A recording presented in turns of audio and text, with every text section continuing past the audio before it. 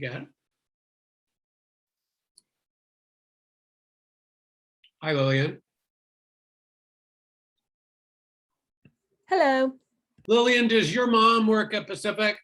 She does, yeah. At ELC, right? Yeah. My wife substitutes over at the ELC, and she said she met your mom. She really likes her. Oh, So, yeah. What's Hi, your wife's name? Lisa. Okay. Yeah, I don't think I've met her before. She's been subbing quite a lot over there. Just anyway, several days a week for the last few weeks, I think. Oh. That's a nice outfit. My youngest son went maybe just the year before kindergarten there, but he learned so much more than that year than he had in the previous years of preschool. And Montessori, he was at Montessori, and that's what highly regarded, but I thought the ELC was much better. All right, it is 6:33. Let's give it till 6:35 and then just start taking questions. Hello, Katie. I think that, oh, that's Cassidy, not Katie Duff. I thought that was Katie Weber, not Cassidy.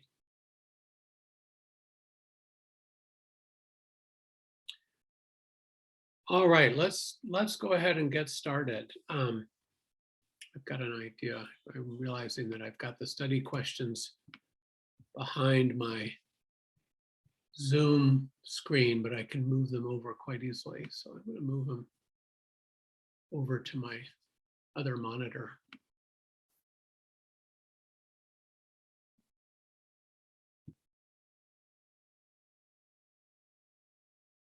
Oh, that seems strange. 6 and 7. Okay, it's the right one. It just is poorly titled.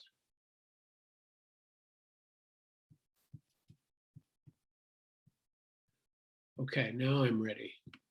Sorry. Hey, Nick. And hey, Waverly, you dropped in. So, before I went into teaching, I thought that in college, before I went to college teaching anyway, long ago, I used to be a high school Spanish teacher. But I mean, we're talking early mid 80s, so a long time ago.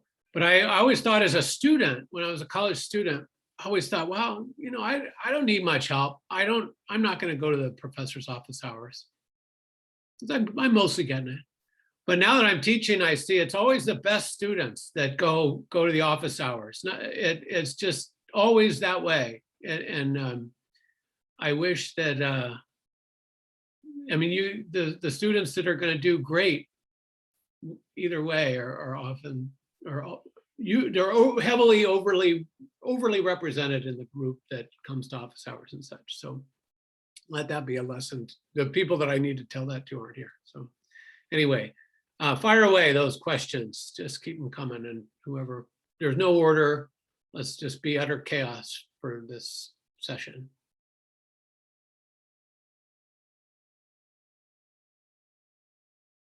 Thanks, Cassie. My pleasure. I actually, if I could change, there's things about my job that I would change, and one of them is I'd love to have my office hours full of students every single day, every single office hour day. It's my favorite mode of interaction with students. Less formal and just students having questions. All right, I'm queuing up my iPad, and because I have a feeling that a lot of the questions will want me to be sharing my iPad screen, so I'm ready to do that. For chapter 6, could you go over number 6? Yes. Oh, let me share my screen for now.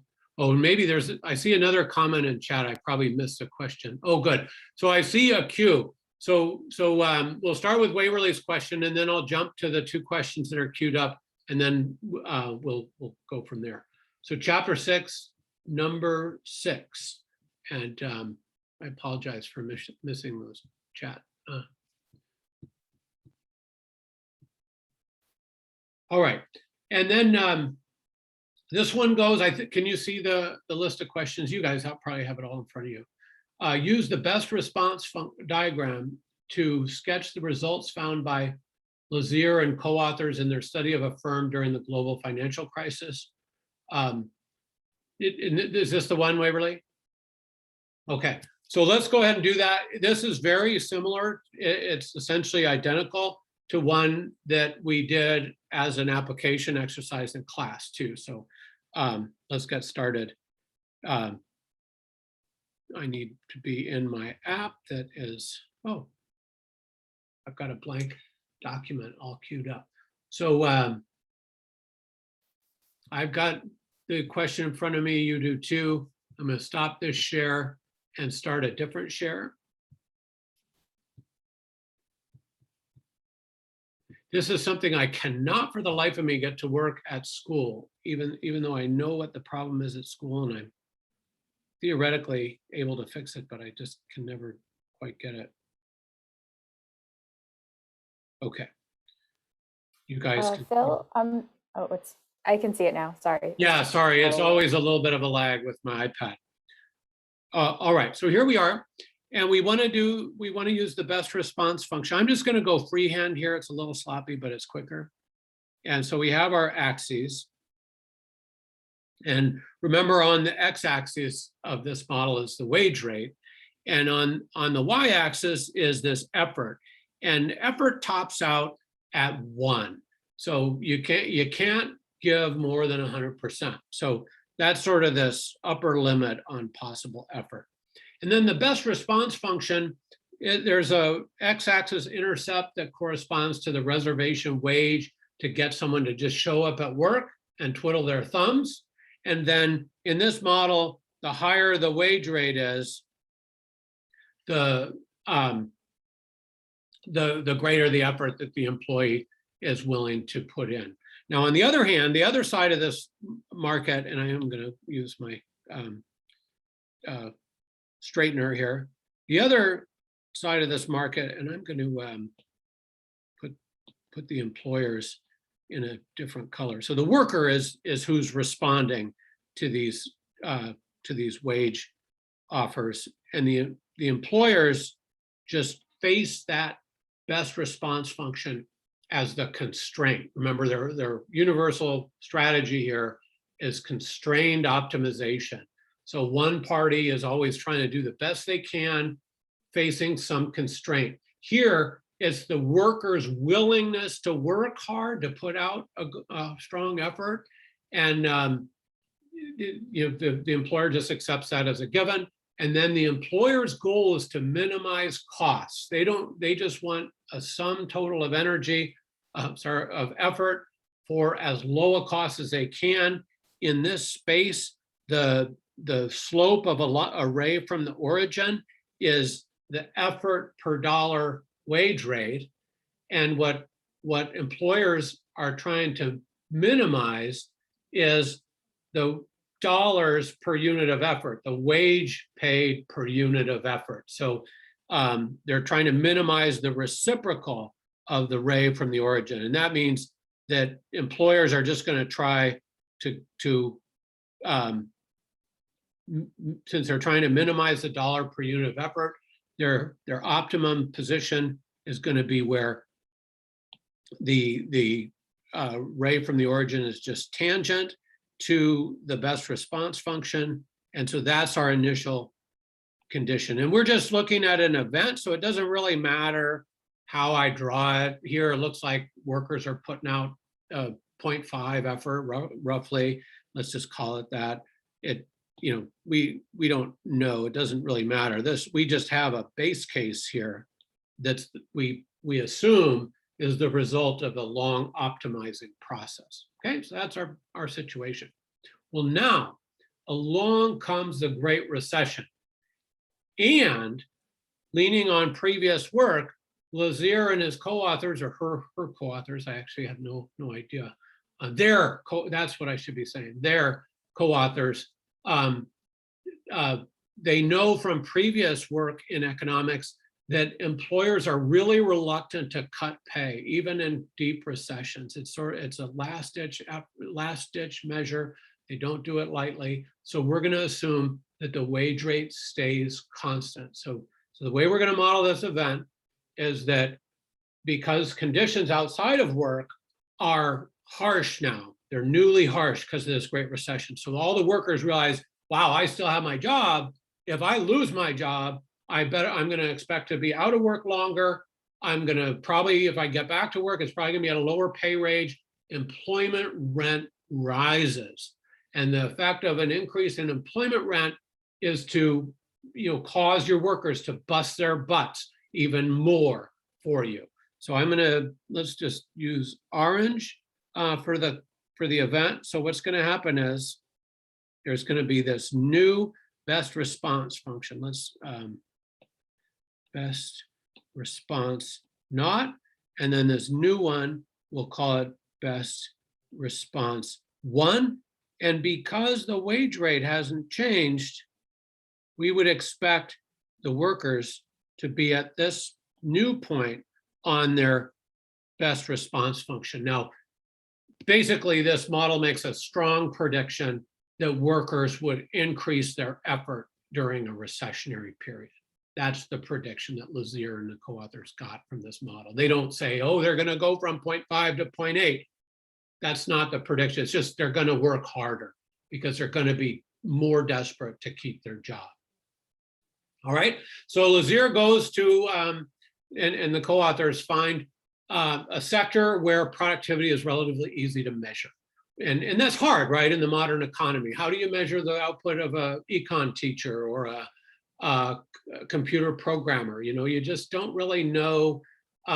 You don't have an objective measure. Student evals are one of the worst measures that we could think of, because student evals can measure some things, but they can't measure what we most care about.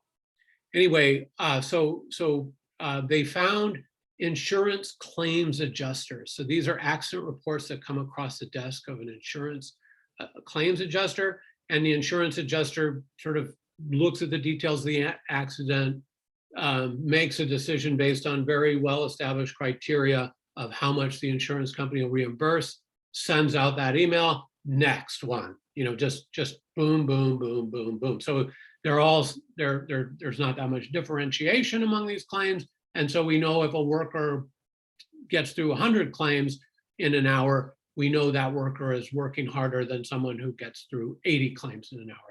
That's the premise of the study. So anyway, so they go out to the world and look at this, and lo and behold, during the recession, the peak of the Great Recession, roughly 2007, they found that they saw tremendous increases in effort, just as this model predicts. That's the gist of their findings. So the way we'd report this is Great Recession,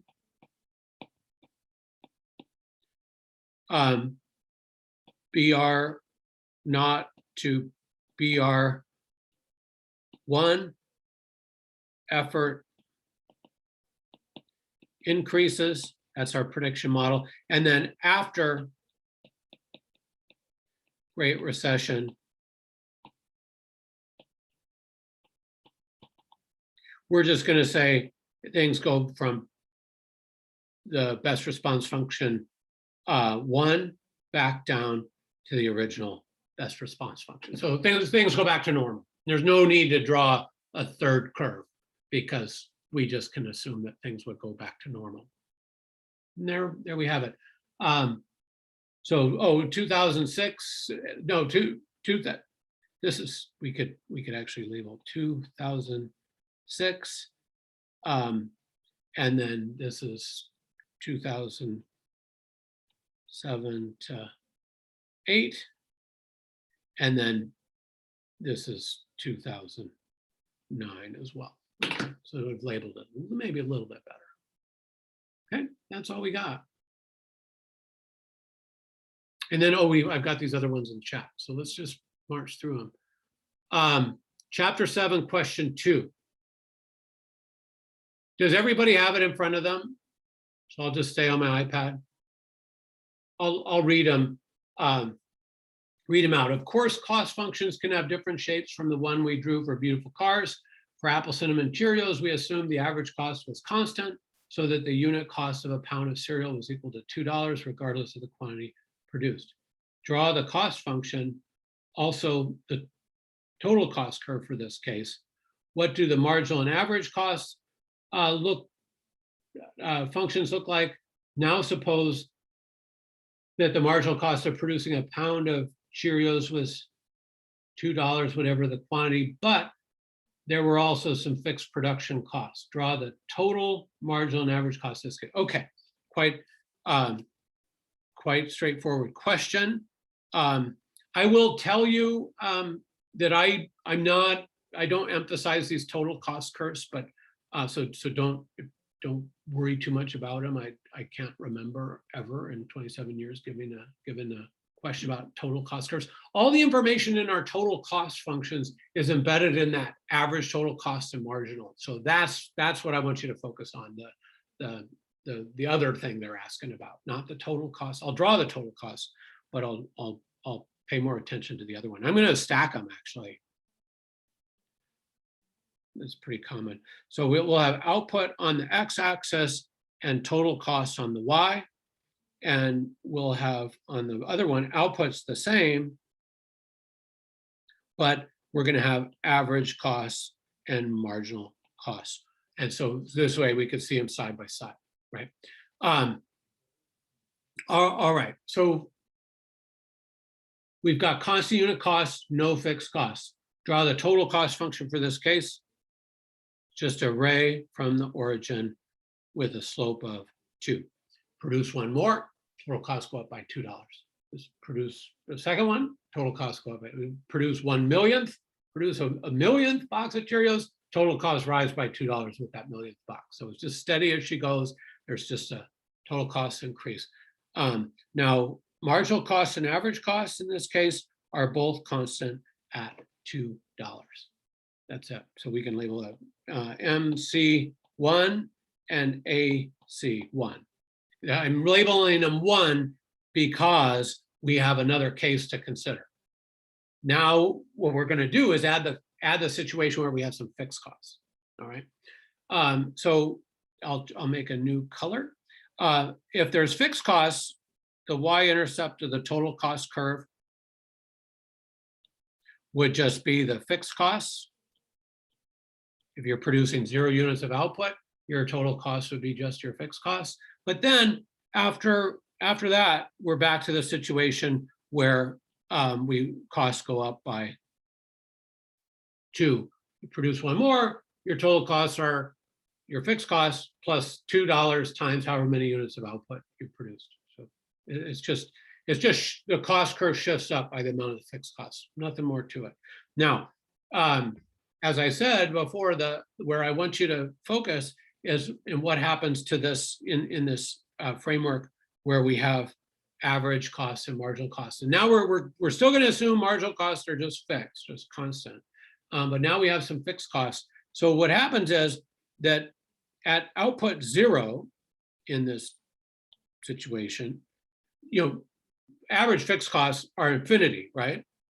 Because let's say they're $100. $100 divided by 0 gets infinity. It's infinity. So we can't graph infinity, right? It's just impossible. But a little bit, we can graph it for output is 1 and so on. So if output is 1, average fixed cost would be 100. If output were 2, average fixed cost would be 50. If output were 3, average fixed cost would be 33.33. If output were 4, I can go on for infinity, but basically let's not do that because we have other things to do. And we would see that what I'm looking for is a line that asymptotically approaches the marginal cost function. If we could produce output of infinity, our average fixed cost would go to 0. 100 divided by infinity. 100 divided by infinity is 0. So at way out off this graph by a long shot, miles and miles out there, my iPad is pointed west, so somewhere out by Cannon Beach or something, the graph for average costs and marginal costs would be exactly the same. Okay, does that make sense? All right, I'm assuming that was a resounding yes. Yes, Phil, that was a brilliant explanation. I knew you guys had your mics off, so that was the only reason I couldn't hear that. But Taya, chapter 8, question 2. Let's jump over to chapter 8, question 2. Okay, so this chapter 8, question 2 is the one where we just have a few units being sold. There's like 5 tickets to sell, 6 tickets to sell, and everybody's got discrete valuations. And so everybody's got a discrete reservation, seller's reservation price and buyer's willingness to pay. So it's sort of funky, but the purpose of this problem is to get you to think through the concept of the gains from trade in a very discrete, with very discrete number of tickets. So hopefully the intent of this problem is to help you see that more clearly. Let's, whether it works or not, we'll see. Let's go to a new graph, and we have the demand curve, and their valuations are 8, 7, 6, 5, 4, 3, and then there are 6 supporters, and their seller's reservation prices are 2, 3, 4, 5, 6, and 7. So draw the supply and demand curves on a single graph. All right, let's do that. And I'm not going to worry about getting it exactly right, just because I'm not a great artist, and to get it exactly right would take me a long time. So 8, 7, 6, 5, 4, 8, 7, 6, 5, 4. Oh, I was in a different function, but it worked. Wow, well that's cool. I didn't. Oh no, it went to a straight line, just even though I wasn't in that function. Anyway, you learn something new every day. The next ones are 2, 3, 4. Oh crap! This is where I wish I had, I think 4. I'm going to have to go get it accurate. It does matter that we draw to scale at the very least. I apologize. Let's just scale this. 1, 2, 3, 4, 5, 6, 7, 8. And we'll make every 2, 1, 2, 3, 4, 5, 6. Okay, sorry, I thought I'd get away with the sloppiness, but obviously I can't.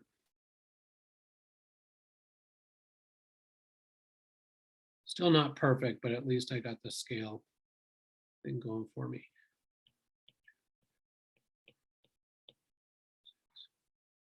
All right, 1, 2.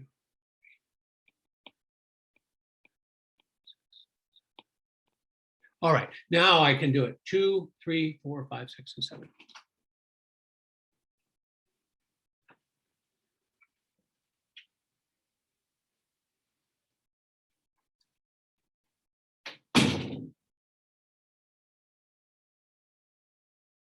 You know what, I'm going to give that a different color just so we can.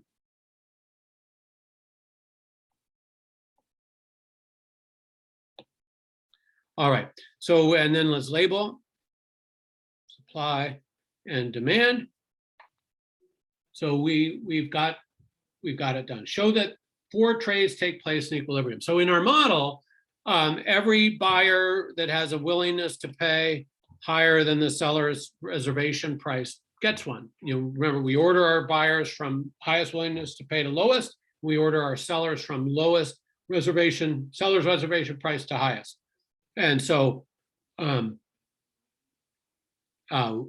first one gets traded, second one gets traded, third one gets traded, and we make an assumption that if it's a tie, the trade happens. It's just for convenience. We really the blue team supporters, got to get this right. That's the red team. To have colored that blue was an egregious error. Now I've got it. Okay, now this makes sense.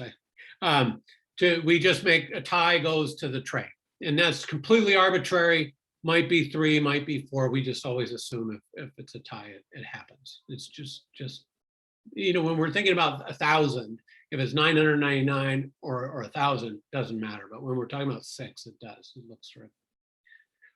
What's the equilibrium price? The equilibrium price is 5, and any price above 5 would cause there to be excess supply. Any price below 5, there would be excess demand, and there would be pressure on the price to move.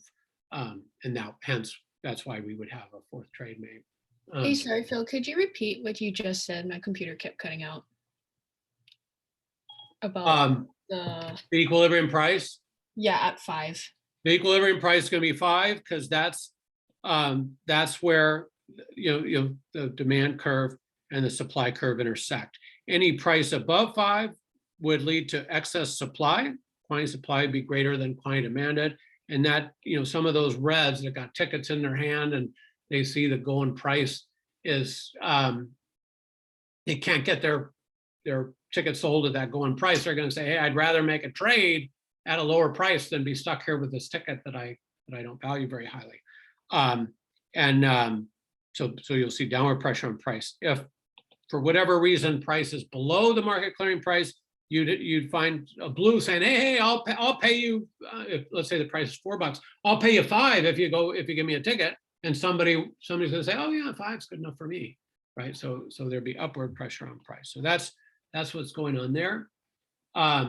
Calculate the consumer surplus by adding up the surpluses of 4 buyers at trade, and we can do that. This first guy would have paid, or gal, first person would have paid 8 and only paid 5. That's 3. The second person, that's that person's gains from trade.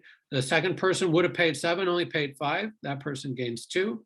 The third person would have paid 6, only paid 5. That person gains 1. And the last person would have paid 5 and they paid 5, so they get no surplus. And then likewise, the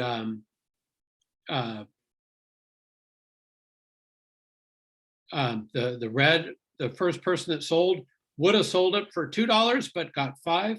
So that's I just changed color. How come it didn't change? There we go. The first seller got $3 surplus, second 2, third 1, and then the last seller sold just at 5. They were willing to accept 5, or their seller's reservation was 5. They just got 5, no producer surplus for that last one. So 6 plus 6 is 12. So consumer surplus is 6, producer surplus is 6, and total surplus is the sum of those two things, 12. Okay, suppose that the market operates through bargaining between individual buyers and sellers. Find a way of matching the buyers and sellers so that 4 more trades occur, so that more than 4 trades occur, right? And let's just say the person who's willing to pay 8 finds that person that's willing to receive 7, so on down the line. The person willing to pay 7 finds the person willing to accept 6, and so on. So in that case, we'd get 6 trades, right? We'd get 6 trades, and every trade would have a $1 surplus, right? The person was willing to pay 8 on, well, the person that was willing to pay 8, finding the person that willing to accept 7, that price could be anywhere from 8 down to 7. Could be, let's say, $7.50. So there's 50 cents of consumer surplus, 50 cents of producer surplus. Doesn't matter. We're just counting total surplus up. There's $1 of total surplus there. All the way down the line, 1 plus 1 plus 1 counted 6 times. In that example, there's $6 of total surplus. How does the total surplus in this case compare with the equilibrium surplus? It is less. It's half the size.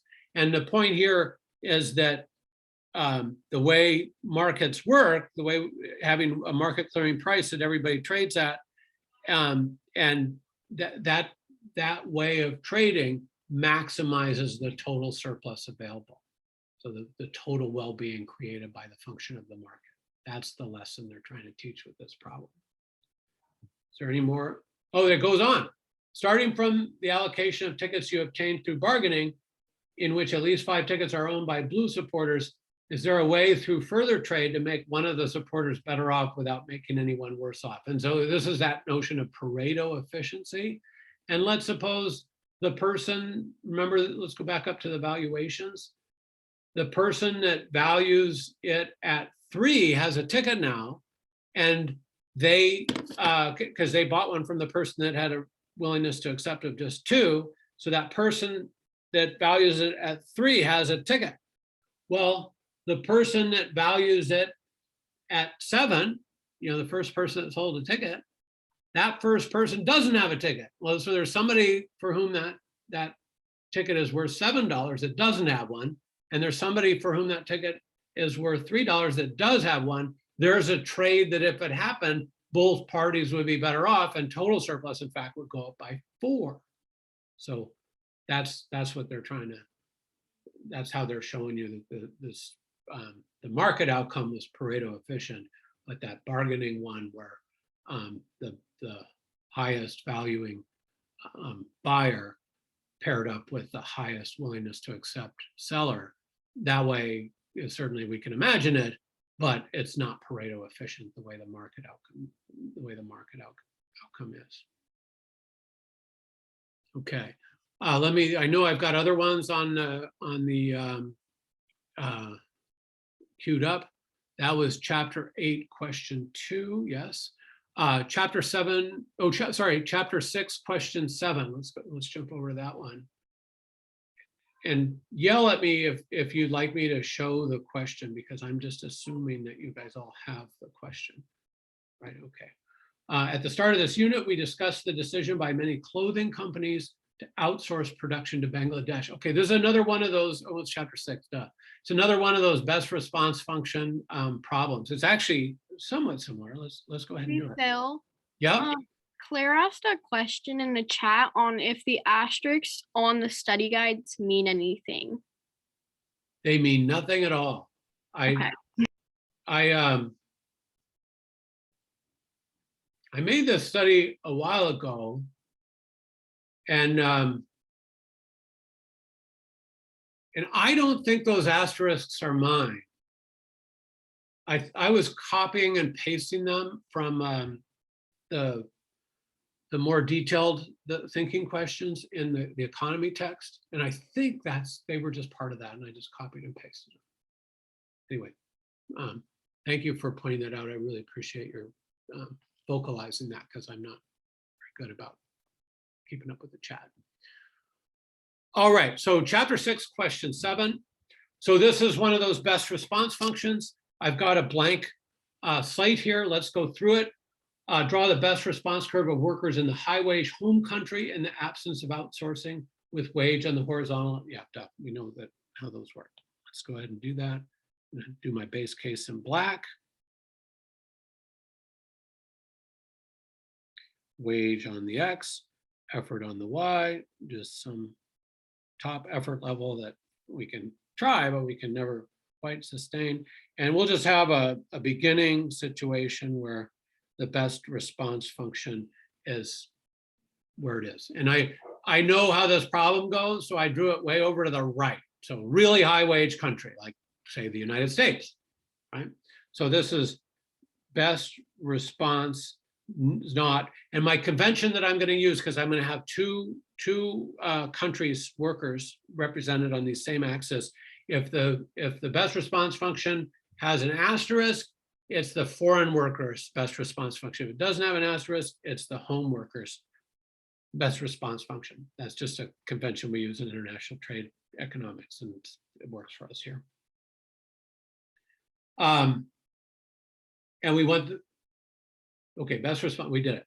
In the same diagram, show the best response curve workers in the other country. And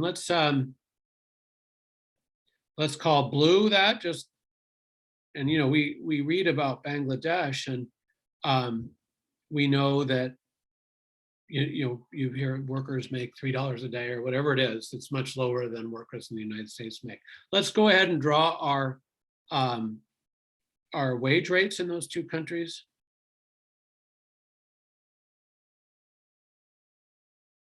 looking for the tangency, close enough. And be right about, oops.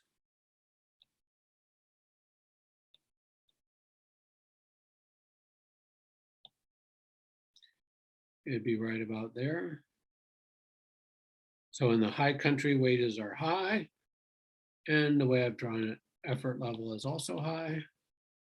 Remember, it doesn't matter. And then in the lower wage country in this model, the oops, the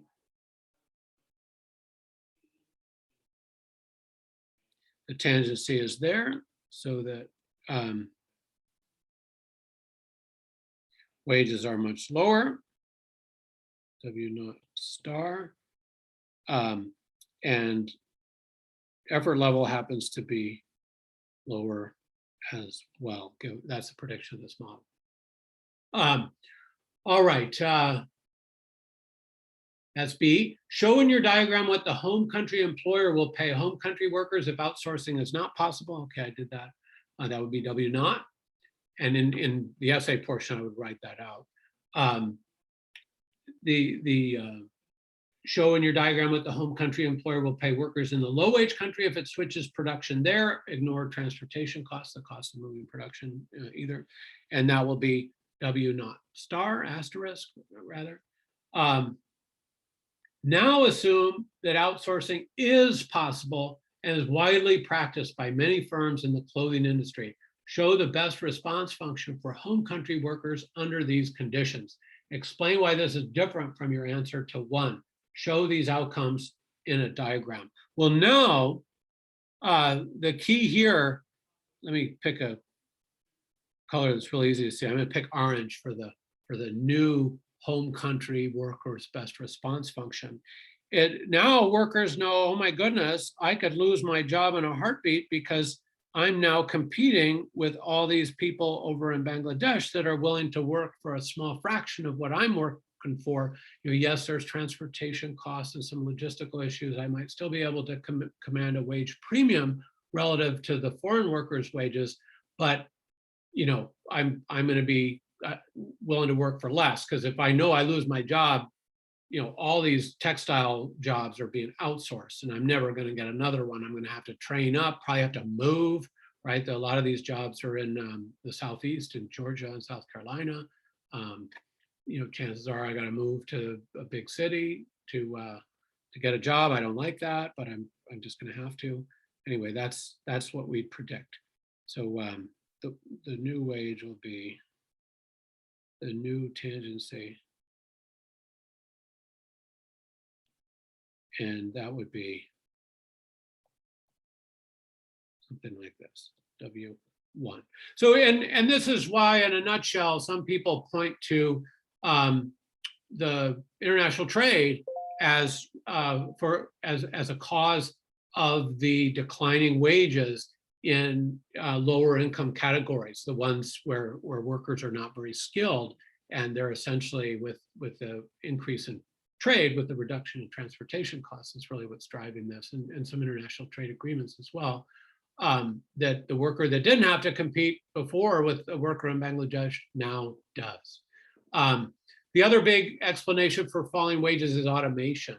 And people that have studied this carefully have pointed to automation as being a much bigger driver than international trade for declining wages. But the fact is, both phenomena in the economy would serve to push down wages for unskilled workers. And that's exactly what we've seen in the US economy since the 1970s. We've just seen a relentless stagnation at best, even declines in the take-home pay of low-skilled workers. This is a terrible economy the US is to be a low-skilled worker. It's just, we're getting worse every day. So luckily you guys are in college getting high skilled, and we see there's still quite a wage premium for going to college. And so this, even though this is a huge investment by your parents, the payoff is going to be still bigger. It's an estimated present value of $1 million to $2 million over your entire working career. So there's a big payoff. All right, so that's this one. And no, and I'm like waiting for the next question. You guys have all the questions queued up, so let me just get to them. Chapter 7, question 5. Let's jump over there.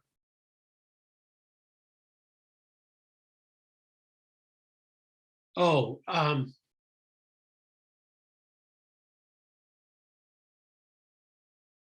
you know what? In this unit, I really skimmed past the elasticity stuff. And I just, I'm going to tell you, I'm just, we talked about the slope as indicating elasticity. We talked in general about price responsivity, but this would be, I think, much harder than one that that I would actually give you. Let me wave my hands at it to tell you how you do it. It's a long one too. So we have we can jump to that section. Spending per week in each category of a U.S. consumer whose total expenditure on food is $80, with typical spending patterns across food categories. Suppose the price of category 31, low calorie milk, increased by 10%. Well, some of it isn't too bad. So let's jump over there. I'm jumping over to that section. I'll just share that screen so that you guys can all see what I'm seeing. My computer's sort of doing a slow load. So this is that section. Sorry, did everything but hit that last button.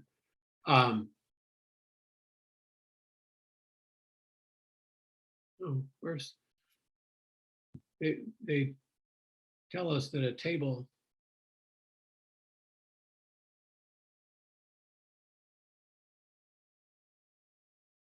Oh, I was in this packet. Table of elasticities mentioned below can be found in that section.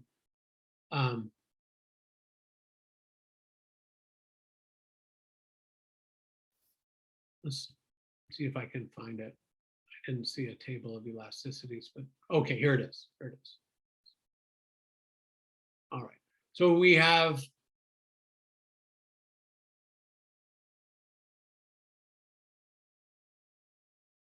category 31, low calorie milk products increased by 10%. So notice that we're in this bottom row here, and the price is 15 cents per 100 grams. So and then the elasticity estimate is 1.972. So a 10% rise, every 1% rise would be predicted to lead to a 1.972% fall in the quantity demanded of low calorie milk. So that's pretty elastic. Oh, of course, because the table is sorted with the most elastic demand products on the bottom. So a 10% increase in the price of milk, we predict would lead to a 10 times 1.972% increase. So that would be 19.72% decrease in the quantity demanded milk. So now that's a problem I would give you, but maybe I'm wrong about this one being the hard one. I know there's one doozy in here that I just would never give you. Calculate the quantity they consume in grams before and after the price change. Sorry, I clicked the wrong. So the quantity they consume, we know that the typical spending per week is $1.44 on this this category, and we know that the price per gram is 15 cents. So we could divide $1.44 by 0.15 to get the number of grams per week the typical person does. I mean, you guys can do that too. So 1.44 divided by 0.15 equals, so 9.6 is what that gets me, times 100, because that's the units are 100 grams. So that would be 960 grams. Okay, that's how we do that one. Let's go back. So far it's pretty straightforward, but let's figure out.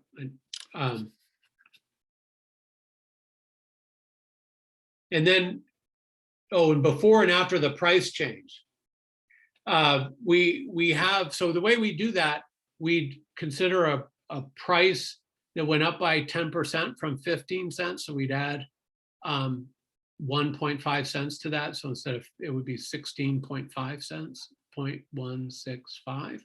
And then the quantity, we'd add, 19.72%. We take 119.72 times the initial quantity to get the new quantity. And then all we have to do is multiply the new price and the new quantity, and to verify that expenditure falls, that'd be easy enough to do. We'd have 1.165 times, well, I guess I've done it this far. Well,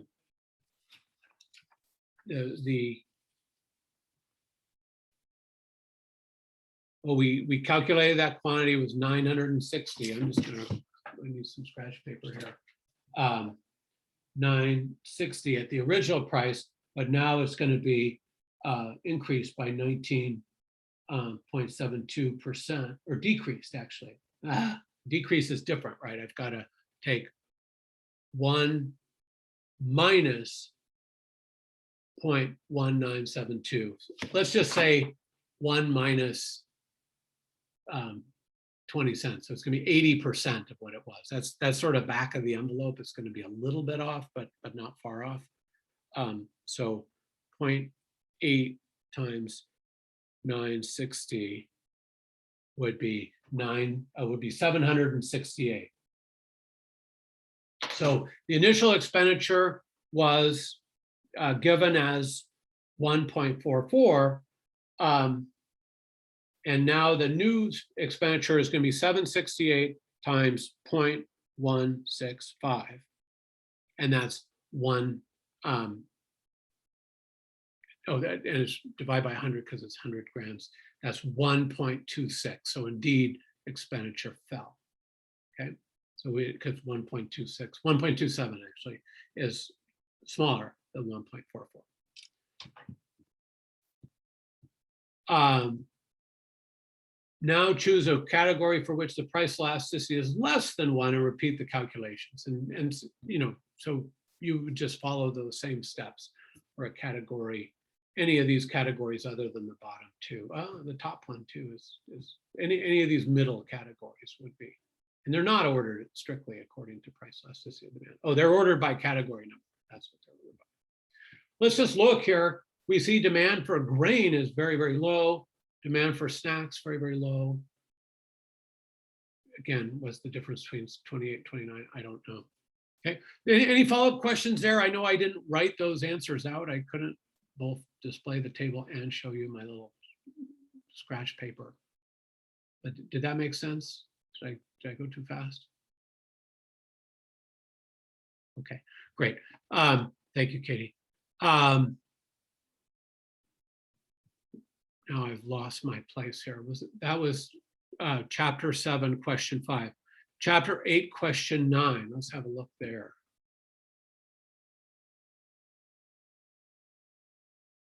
Oh, okay. So the point here is that these are the broad types of events that I want you to be able to do, and I would describe the event, and then I would ask you guys to just map it. And so I'll do just moving fairly quickly. I'll give you one of each type. So demand increase, study comes out, finds that eating more chocolate, people who eat a lot of chocolate live an extra 5 years of life. It's just the healthiest thing going. I'm making this up, by the way. It's not true. I wish it were true. I love chocolate. All right, so we would do a demand and supply event. I would, if I were doing this for a test, I'd probably say kilograms per year, dollars per kilogram. Well, I'll go ahead and do it this time. Per year, dollars per kilogram. I'll have all my events be about chocolate. It's sort of time for dessert. So the way you do these event studies, you draw an initial equilibrium, supply and demand. You make sure to label the initial price, P naught.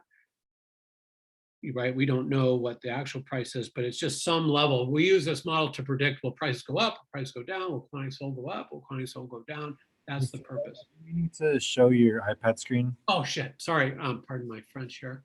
I see I'm sharing, but I forgot I wasn't sharing my proper screen. Sorry about that. Sort of trying to do too many things at once here.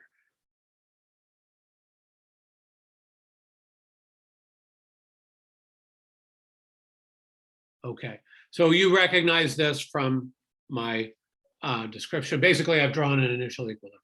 Okay, so make sure with the kinds of things on the initial equilibrium, I see some labeling issues that students sometimes miss.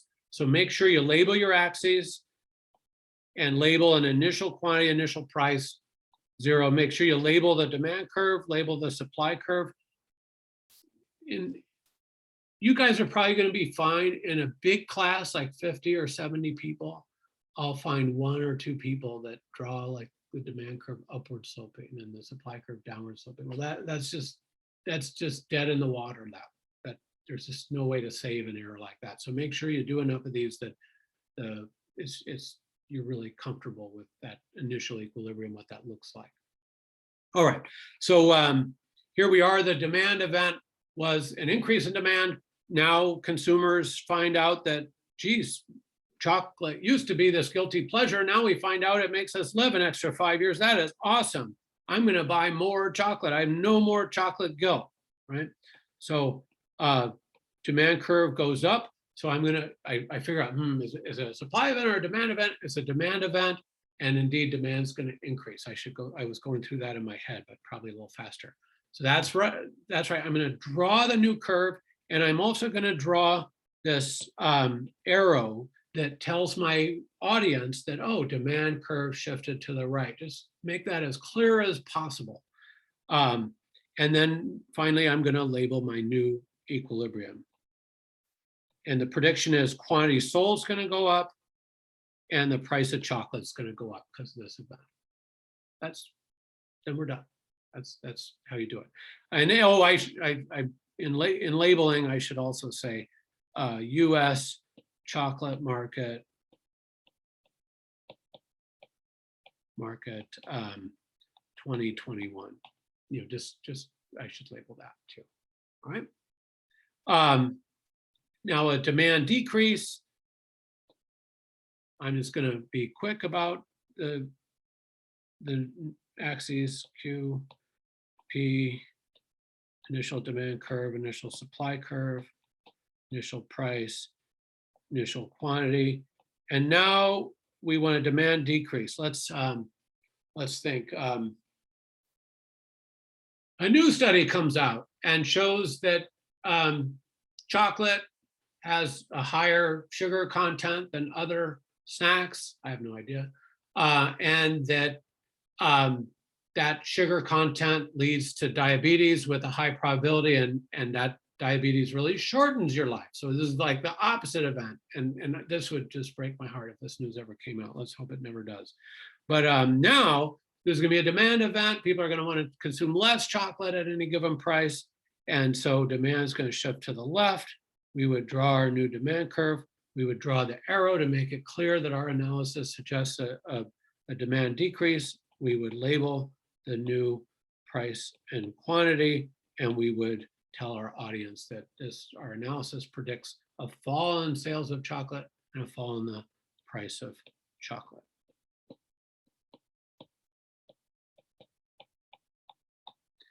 All right, I know this has taken me a long time, but let's just do a supply event. And I want you to do a supply increase. Let's stick with the chocolate market because I got chocolate on the brain now.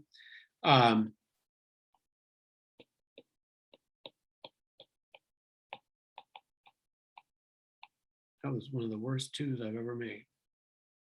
Usually my numbers are sort of neat. Sorry about that. Anyway, demand, supply, got to draw my initial equilibrium, label everything, be sure to label.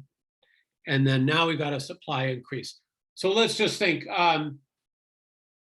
there's a boom crop over in Ghana, I think exports a lot of chocolate to the US, the beans, the raw chocolate, not the processed into candy chocolate necessarily.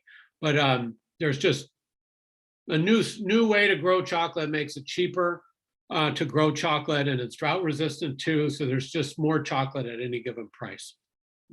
So an input price falls. And that's going to result in making it easier to supply chocolate to market. Remember, this is an industry marginal cost curve, we know. And so the industry marginal cost curve falls. So supply curve falls. Price drops, quantity goes up. We draw the new curve, we label the new price and quantity, and our analysis predicts that chocolate sales will go up, the quantity sold will go up, and the price of chocolate will go down. And then finally, I've got another event here that is a supply decrease.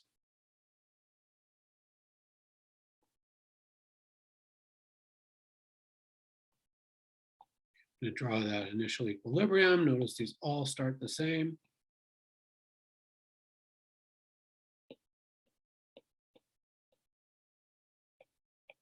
And here, let's suppose that the wages of chocolatiers, the chocolate factory workers unionized and demanded a higher wage, and they got it, and the employers now, the chocolate companies have to pay their workers higher wages. So this is essentially an input price goes up. Well, that makes it more expensive to supply chocolate at any given price. And so we would see a fall in supply, an increase in industry marginal cost. But think right, left, not up, down, because a fall in supply is actually an upward shift of the supply curve. It gets confusing. But if you think left, right, left is toward the y-axis, smaller, right is toward infinity, bigger, then you never go wrong. All right, so we would predict that the quantity sold would fall and that the price of chocolate would rise. So those are those basic events, and I would give you the event and you would map it. That's all.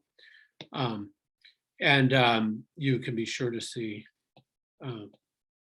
one or two of those, and for most students, they'll be the easiest problems on the exam.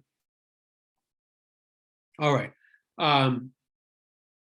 price ceiling. So let's suppose that the city of Forest Grove is concerned that Pacific University students are not eating enough chocolate, and they're grumpy all the time, and they're going to city council meetings and just being surly, and city council wants to help Forest Grove students eat more chocolate. So they're going to say, this $7 a deluxe bar is too expensive, and we're going to make a law that says no such bar shall be sold for more than $4 a bar, because these Pacific students need their chocolate.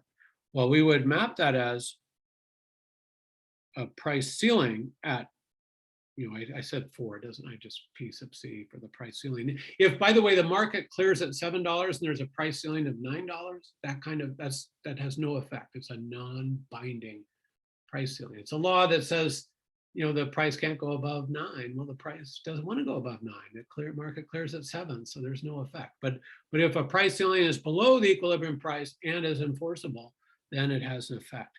We see that, yes, Pacific University students want to buy more chocolate at that now lower price. But remember that in a market economy, we need both a willing buyer and a willing seller. So when there's a discrepancy between the quantity supplied and the quantity demanded, it's always the lower of the two numbers that gets transacted.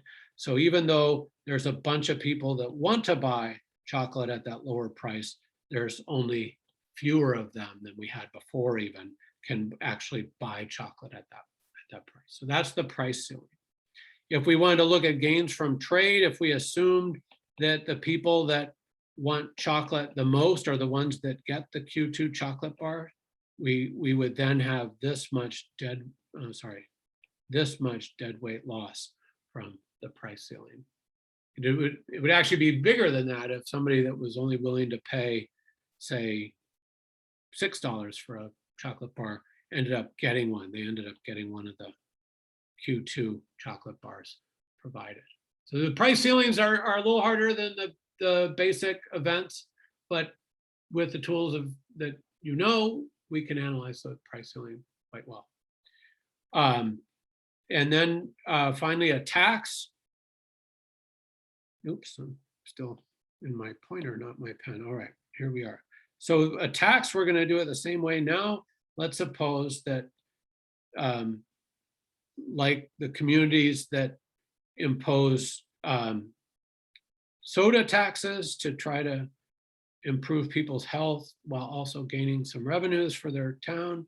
Let's suppose now instead in Forest Grove, there's a tax on chocolate. I would quickly move to Cornelius or some other such place that didn't have the tax. But anyway, let's suppose that there's this tax on chocolate. I would be storming the city hall to protest that. But the way we model a tax is we look for the quantity where the vertical distance between price paid by buyers is higher than the price received by sellers by exactly the size of the tax. Price paid by buyers goes up. Price received by sellers goes down. We're going to let P be the price that buyers pay. So sellers would receive P minus T, P1 in this case minus T. And we can see that quantity sold goes down to Q1. One thing I haven't emphasized enough to ask you a question about it, but one thing we ask is the incidence of attacks. And we could collect all of this from buyers, but the buyer and seller split the tax in the short run. And buyers pay the share of the tax that's P1 minus P0 divided by the tax times 100. That would be the buyer's share. And then seller's share of the tax, the incidence on sellers, would just be 100 minus buyer's share of the tax. Okay, so that's how we do incidence. I would only have that as perhaps an extra credit, but probably not even that because I just didn't emphasize it enough, but it's an important point. Okay, there we are. That was a long question, but that covered a ton of ground in chapter 8.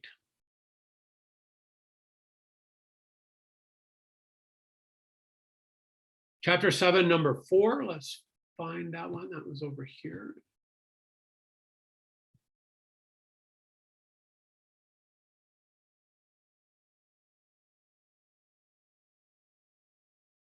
Okay, and this one we did, I waved my hands at in class, but I didn't do it slowly and carefully, so I will do it sort of slowly and carefully. So Beautiful Cars has sufficient information, so much bargaining power that it could charge each consumer separately the maximum they would be willing to pay. Draw the diagram and marginal cost curves and indicate on your diagram the number of cars sold, the highest price paid by any consumer, the lowest price paid by any consumer, and the consumer and producer surplus. Can you think of examples? Why is this not common? Some firms charge different prices to different groups of consumers. Airlines might charge higher fares for last-minute travelers, etc. Why would they do this? And what effect would it have on the consumer and producer surpluses? Suppose a competition policy has changed the rules of the game, disallowing multiple prices for similar goods. How could this give consumers more bargaining power? Under these new rules, how many beautiful cars would be sold? Add this information to your graph for part 1. Under these rules, what would be the producer? Okay, so there's a big problem again. Let's just take it slow and steady. So I'm gonna draw the graph to the best of my recall. So now we have the general case. So just this one company faces a downward sloping demand curve. There is no supply curve. There's just a marginal cost curve and all these ISO profit lines. Remember, that's a different situation. And we've got this demand curve, no supply curve, but we do need our marginal cost curve. And for this beautiful car example, the marginal cost was upward sloping. And now we want to think about this perfect price discrimination model. Let's call this P squiggle, P super squiggle, the hat. It's wearing this little squiggle hat, like the Enye sign above a Enye in Spanish. So that would be our highest price paid by anybody. And the lowest price paid for a perfect price discriminator, even that last one, as long as a car can fetch a price higher than its marginal cost, the perfect price discriminator is willing to sell it. Because that perfect price discriminator doesn't have to pass that low cost to anybody else. And there's some ability to prevent resale. In the case of cars, we wouldn't buy a car from some Yahoo that came up to us in the street. You just bought that car, you say it's perfectly good. Well, if it's so good, why are you selling it? You know, so the ones that are for sale shortly after purchase, there's usually something wrong with them. So we're not willing to pay top dollar for a car that there's probably something wrong with. Otherwise, why in the world would somebody be selling it? All right, so the number of cars sold would be Q naught. The highest price paid by any consumer would be this P upper squiggle. The lowest price pay would be this P lower squiggle. And then consumer and producer surplus. Okay, there is no consumer surplus. In this example, each consumer paid exactly their top willingness to pay, because these car salespeople are so good that as soon as you walk on that lot, they can size you up and know exactly what you're willing to pay, and they don't have to worry about resale, so they got you. All right, so in that case, consumer surplus, total surplus is all going to be producer surplus. Let me tell it to fill in the, I'm going to make this orange just because I like orange. It's going to be the area below the demand curve and above the supply curve. Strange, didn't give me my fill that I was hoping for. Well, let me just draw it by hand then. It's the area below the demand curve, above the marginal cost curve, counted up over all the cars sold. So that whole orange area is going to be total surplus. And in fact, that's the maximum total surplus case. It's actually an efficient case. It's just unfair because all the surplus goes to the seller and none of it to the buyer. Examples, we did this in class. You know, jewelry is also sold that way. Cars, sort of, you know, car salespeople are pretty good at sizing people up, and everybody gets a different price. It's this elaborate game, but that's the whole point, and they're pretty good at what they do. Jewelry, fine art. College tuition. You know, they actually get the government to give your parents' income to them. So they know exactly your ability to pay, and probably a little higher than your true ability to pay, if my brother's experience is anything to go by. Why is this not common practice? Well, it's not common practice because generally it's hard to figure out people's willingness to pay, A. And B, if the good can be resold, a seller can't price discriminate. We call this price discrimination, because the people that get a low price are just going to turn around and sell it to the high value customers, and you're out of luck. So you have to be able to both accurately assess people's willingness to pay and prevent resale. And it's pretty rare to be able to do that so finely to get everybody's last dollar out of them. Some firms charge different prices, different groups. Airlines, why would they do this? Well, they would do it because it increases their profits. And then what effect would it have on the consumer and producer surpluses? So producer surplus would definitely go up relative to the case of a single price seller, but actually consumer surplus might well go up too in this case. So think of a customer that has a high price, sorry, a seller that has a high price, let's say Van Dyke Appliance, the appliance store here in town. Let's say they've got these freezers that sell for $500, whatever, and that, you know, wealthy people can afford a chest freezer and buy freezers, and but you know, poor people can't afford that kind of a price. Well, once a year on, you know, White Sale Day or whatever it is, the damaged freezer sale, Van Dyke can just put a little dent in the side of their freezers. Hard to notice, but a rich person would rather have a freezer that's not dented and can afford it. A poor people doesn't care, and I don't care either. But so they have this big sale. Well, they figured out a way to keep their rich people from being interested in the freezer, but they make a lot more sales at a low price. So they make more money as long as the discount price is higher than marginal cost. And poor people get to buy a freezer that they like, that they value it. Some of them value it higher than what they paid for it. So it, you know, this price discrimination can be a way for firms, and usually is a way for firms, to pass a bargain to people that are price sensitive without without much leakage, is what we call it, without many of those low valuers turning around and reselling to the high valuers. So it's more profit and more consumer surplus. We're going to do this last part, and I'll show you what I mean by that. I just don't want to do that case first. Suppose a competition policy has changed the rules of the game, disallowing multiple prices for similar goods. How could this give consumers more bargaining power? Certainly, a high price seller that finds out somebody paid a low price would be able to say, you better give me that low price or I'm going to turn you in.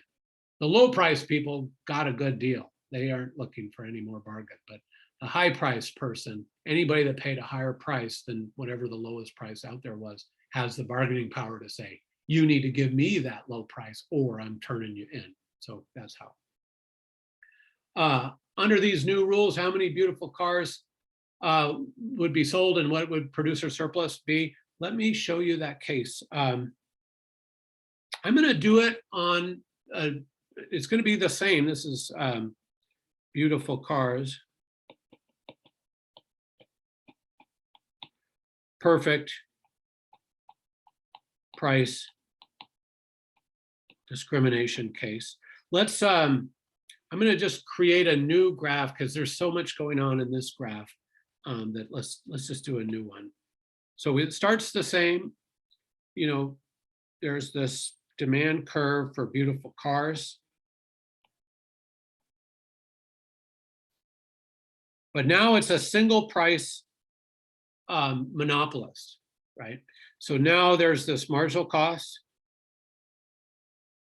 Let's suppose there's this profits equal to zero line down here, the zero ISO profit line, also known as the average total cost curve.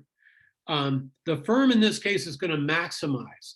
There's this whole series of ISO profit lines, all of which have their minima at the intersection with the marginal cost. So there's this whole series of ISO profit line. Profits could go from $1 to infinity dollars, and there'd be an ISO profit line for each level. Well, the firms are going to price their cars in such a way as to get as much profit as they can. And so they're going to price so that they reach the highest attainable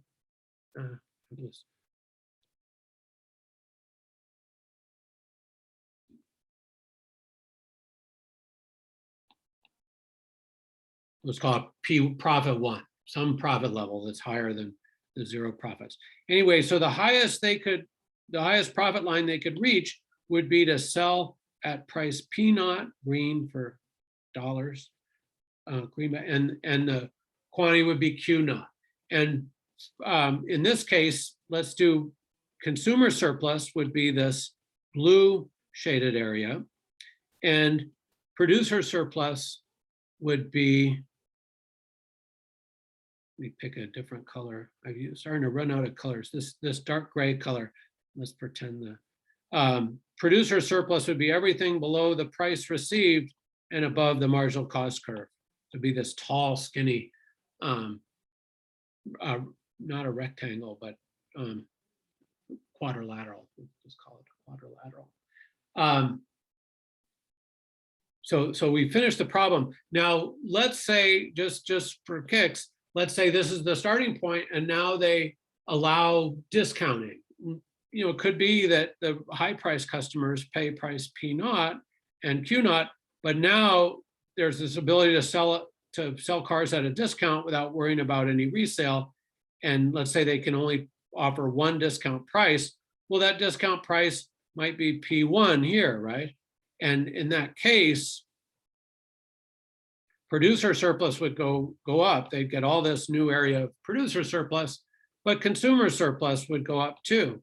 There'd be those discount buyers would have some consumer surplus. So both producer surplus and consumer surplus would go up potentially with a price discrimination scheme where there were just a finite number of price tiers.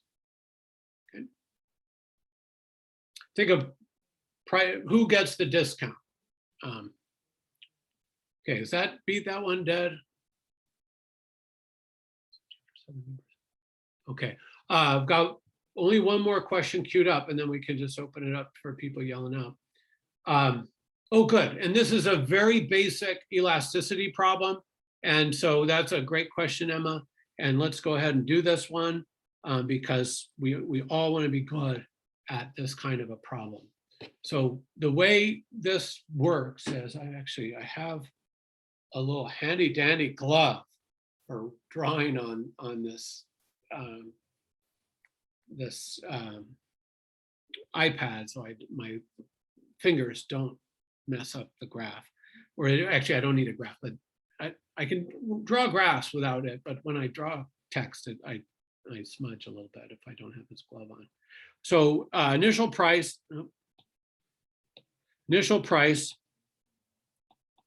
is 30, and the initial quantity is 1,400 rounds per week during the summer. When Forest Hills increases its price to $32, so P1 equals 32, its weekly round sales fall to 1,100.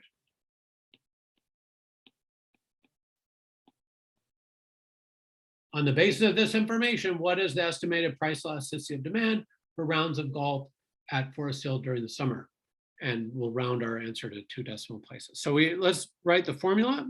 The elasticity of demand is the incremental change in quantity divided by the level of quantity, and all that's divided by the incremental change in price divided by the level of price. Okay, so that's how we do it. So the incremental change in quantity was 1,400, it went down to 1,100, so that's a 300 round drop. So negative 300 is my change in quantity. And then the level, we just use, there's many ways to do this, but let's just always use the starting point as the level. So it started at 1,400. And then the price, the incremental price went up by 2 and it started at 30. So there it is. So, probably the easiest way to do this for students, I grew up without calculators. As now I've told you, I walk backwards uphill in the snow every day to school too. I just calculate the numerator with the calculator and write that down, and then calculate the denominator with a calculator, write that down, and then take the value of that fraction. I think that's the way most students find it easiest to do. So 300 divided by 1,400 is equal to, we're asked to, we're asked to report to 2 decimal places. So if I do my work to 3 decimal places, I'm going to be close enough. So it's negative 0.214. And then in the denominator, we have 2 over 30. 2 divided by 30. That is 0.067. I'm writing that down. You can hear my writing, I suppose. You guys can still see this, good.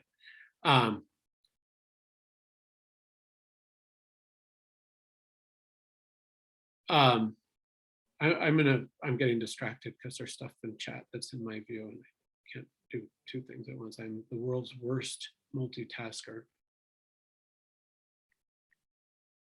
All right, and so we get an estimate of negative 3.19, and I would accept both negative 3.19. I usually give like a 0.02 range of error because I don't want students to lose points on rounding errors. But I'll also accept positive 3.19. It's so common for people to talk about elasticities and absolute value that's fine. All right, I've got some questions came in.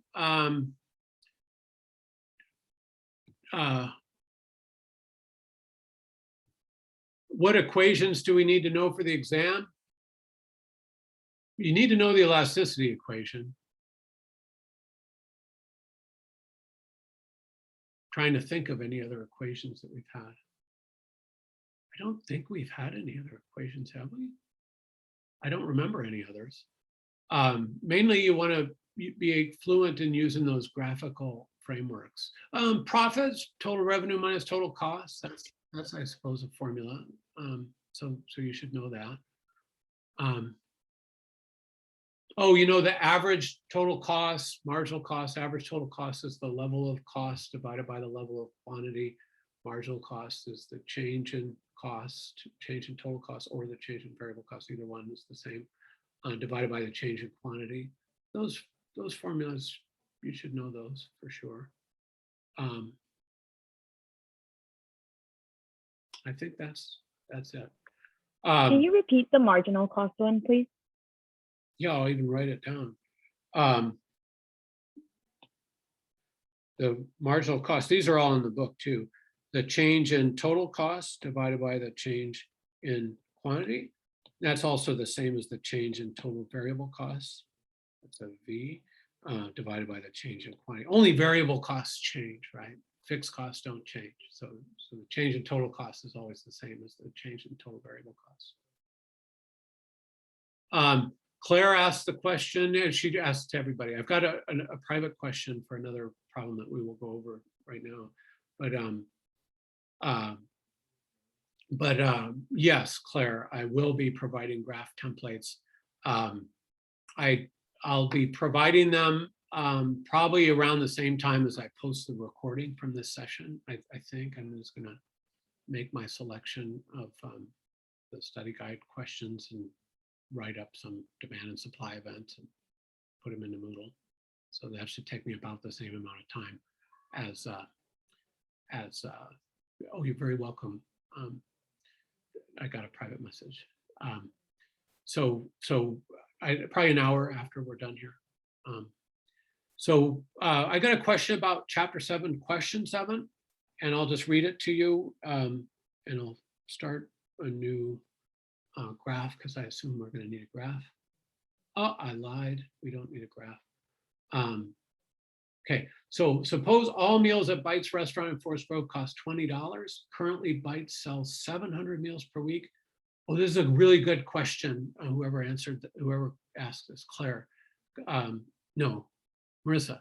Oh, well, that was private. Sorry, but you're being called out for asking a really good question because I noticed that students struggle with this one.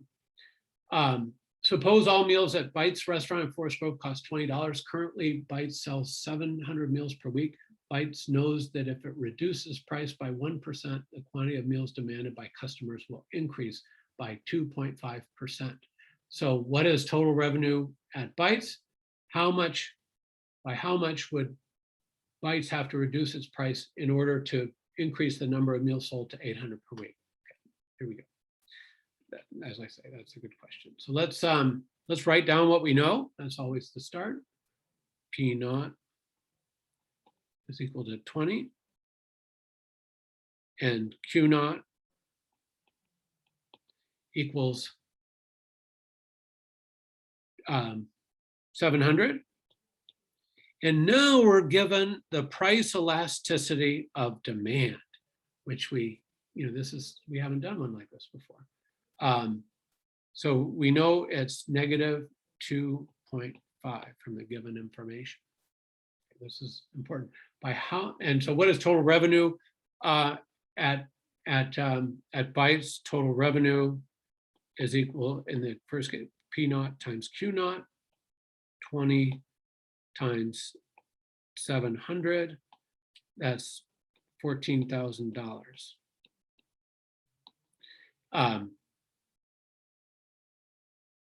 And is that nightly? Per week? Per week. They probably make more than that in revenue. I don't know. All right, so now we got this hard part.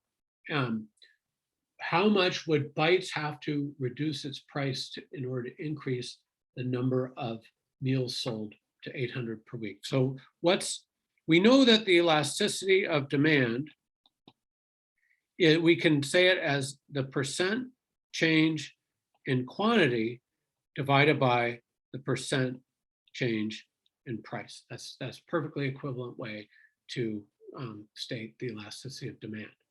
So we know the elasticity of demand, and we have enough information to calculate the numerator, and then we can just solve to get the denominator. That's how we do this problem. So let's solve first for the percent change in quantity.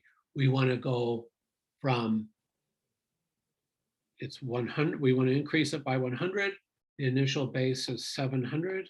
And we're going to multiply by 100 to get a percent. And let's figure that out.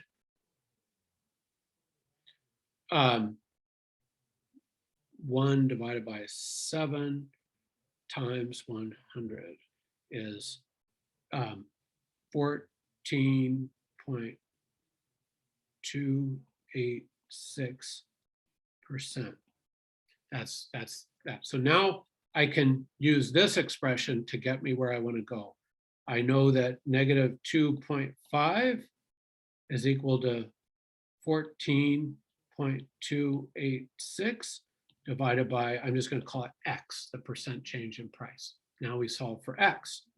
I can multiply both sides by X, and I can divide both sides by negative 2.5, and I'll have the following. X equals 14.286 divided by negative 2.5. And now I'm ready for my calculator. 14.286 divided by negative 2.5 is equal to negative 5.7144. Did this say report to two digits? It did not. I would probably, in Moodle, I have to give you how many decimal places. Usually it's 2. So, negative, they'd have to lower price by 5.71%. That's my answer. And then there's what would bytes total revenue be if it reduced price by the amount calculated in part B? So TR1 is equal to 800 is the new quantity times, now I have, the initial price was 20, but I've reduced it by 5.71%. So I got to take 1 minus 0.0571 to get 0.9421. That's, if I want to know what price is exactly 5.71% less than 20, I have to multiply 20 by 0.9421. All right, so now I've got my calculator all up. It's 29. Sorry, I'm talking too fast and not looking at what my calculator is actually saying. 9429. All right, so times 20 times 800, and we get 15,800, sorry, 15,086.40. So $15,000, $15,086.40. And we notice that, just as we would expect, because we're in a range of the demand curve that's elastic, the revenue effect is going to follow the quantity effect. When demand is elastic, the proportionate change in quantity is bigger than the proportionate change in price and absolute value. So the revenue effect is going to follow the quantity effect. Revenue goes up. If we were in an inelastic range of the demand curve, revenue would have followed the price effect, but we're not, so it didn't. All right. Good question. I'm glad we went over that one, because that also is very like one that I'm liable. It's possible for me to give you, because I consider that in the range.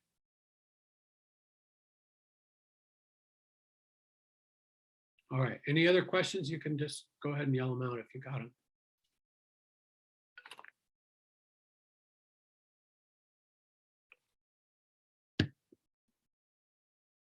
All right. Good luck. I'll try to remember to shoot an announcement out once I've got the templates and stuff posted, and when I have the recording posted. So look for that if you're up late tonight. Late for me is early for you guys probably still. And then certainly tomorrow morning in the time before the exam. Okay. All right. Good luck.